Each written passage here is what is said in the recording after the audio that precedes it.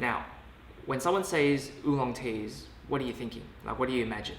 You're probably thinking of something that's floral, maybe slightly fruity, something that looks like a green tea but not quite. In fact, some people mistakenly think that oolong teas are actually a type of green tea, which it's not too surprising considering some of the oolongs out there, their leaves are pretty green.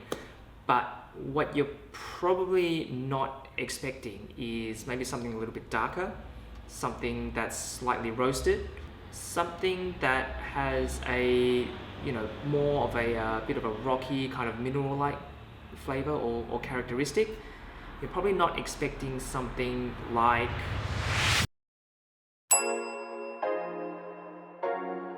Hi guys, it's Matt from Tea Angle, and in today's video I'm going to be sharing a bit of a story about our own experiences in trying to source Da Hong Pao rock tea. So in the grand scheme of things, there are relatively few people that have heard of or tried Wu Yi rock teas, but those that have tried it usually also tell us that it's Da Hong Pao that's the first rock tea that they've ever tried. So there are a few myths and legends surrounding this tea, and a while back we did do an in-depth video on Da Hong Pao rock tea, looking at a few of the different definitions of this somewhat legendary and mythical style of oolong tea, and dispelling a few misconceptions as well. So check out that video if you want a bit more of if you want a bit more background information on Da Hong Pao tea. Link is above. We'll put that link above here. Towards the end of that video, we concluded by saying that in general, we think that there are better and more interesting styles of rock teas out there, and that when it comes to Da Hong Pao, you're usually paying a bit of a premium for it due to its popularity and the kind of notoriety of its name. While some producers would be inflating the price of Da Hong Pao teas, that's not the case for all producers.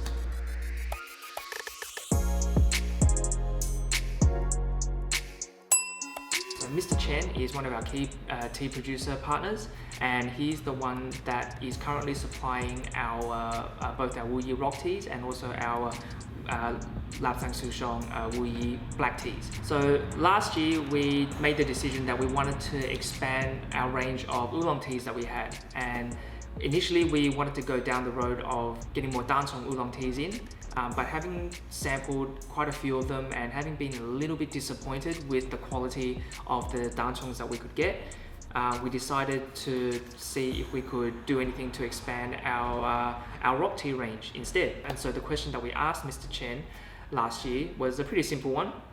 Do you have Da Hong Pao? Do you have any samples of Da Hong Pao rock teas that you can send us? Because we are interested in ranging a Da Hong Pao rock tea.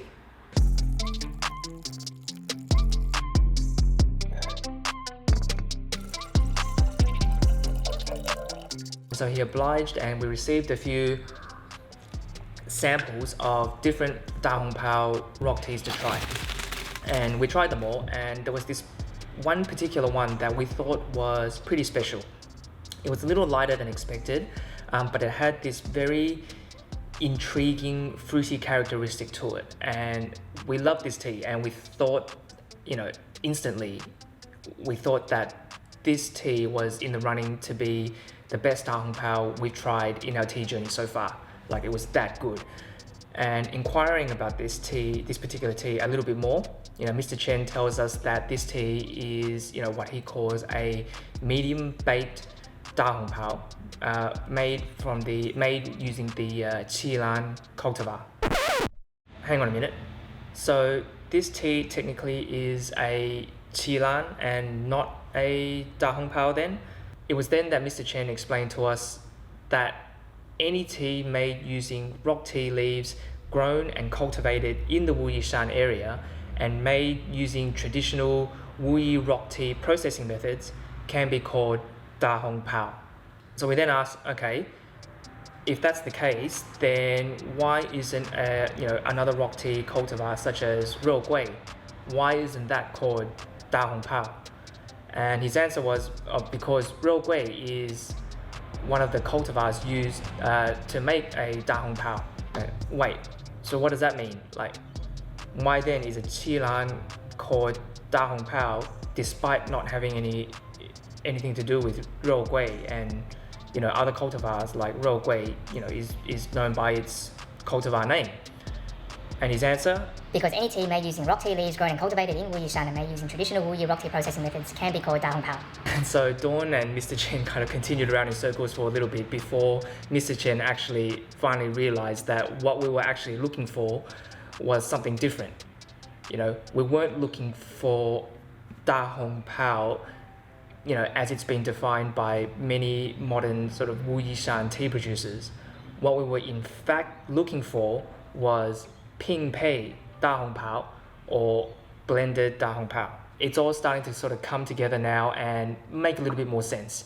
Like in our previous Da Hong Pao video, we looked at and defined 3 types of Da Hong Pao as we kind of understood it then. There was mother tree Da Hong Pao, single cultivar Da Hong Pao, and commercial Da Hong Pao. So when we talked about commercial Da Hong Pao back then, we were sort of in a way, lumping together into one category pretty much all of the Da Hong Pao that's really kind of currently and regularly available from a lot of tea vendors and producers out there. Like what we were actually referring to when we were talking about commercial Da Hong Pao was in fact Ping Pei Da Hong Pao. This is probably the better definition of current and sort of modern Da Hong Pao. And I think when a vendor is selling Da Hong Pao teas, what they are selling is this kind of blend of different rock teas, where the intention is to capture the essence of Wuyi rock teas.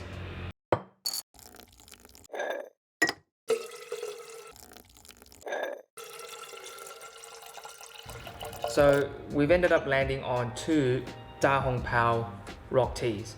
The first is the blended one, which we've named Notorious DHP, and the other is the Qilan rock tea that was initially introduced to us as a Da Hong Pao rock tea, but we've since renamed Stone Orchid, and usually tend to refer to the tea by its Qilan cultivar name to avoid the obvious confusion. The Stone Orchid / Qilan, while it still has that sort of characteristic, that rock tea, sort of minerally rocky kind of characteristic to it, what it also has, as I mentioned before, is this extra kind of fruitiness that you don't normally find in other rock teas. And I think that sort of fruity characteristic is what makes this tea quite special and quite unique. So whereas the Notorious DHP is a blend of 3 different types of rock teas. Okay, in it we've got a Rou Gui, a Shui Xian, and a Huang Guanyin,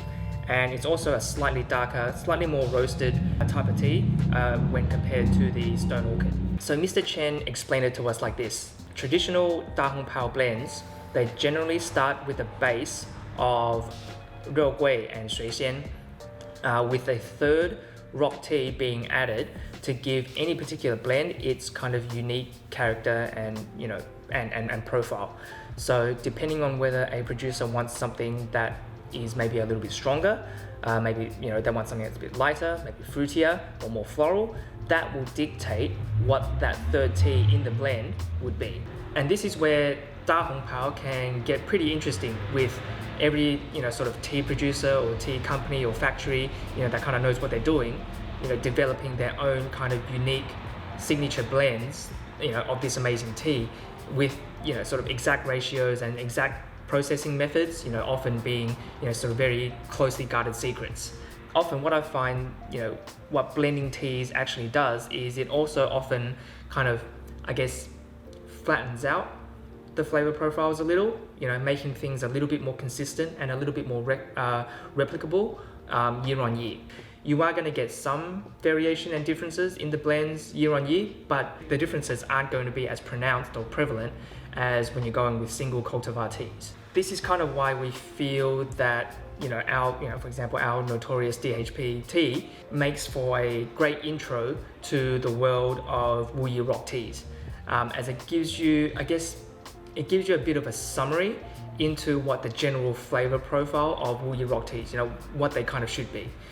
without it being, kind of on the ridiculously expensive side. The flavor profile of the tea isn't too strong or roasted, which can potentially turn off some tea drinkers that aren't kind of used to, drinking this style of tea. But it's also not too light either. You can really get a good sense of what a Wuyi rock tea should taste like, and you get a good hit of that kind of signature, kind of minerally rocky taste. It's a tea that we kind of recommend now if you're just kind of starting out and exploring this, kind of unique category of oolong teas. Once you've kind of got a feel for it a bit, you've tried this tea a little bit, and then you kind of want to, you find that it's a category that you like and you kind of want to dig a little bit deeper, then we kind of recommend, one of the other kind of single cultivar rock teas, something like a yellow rose, real gui, or the stone orchid.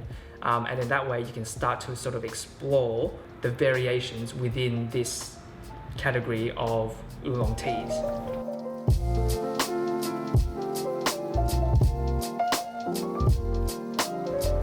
Okay, well, that's all from us today.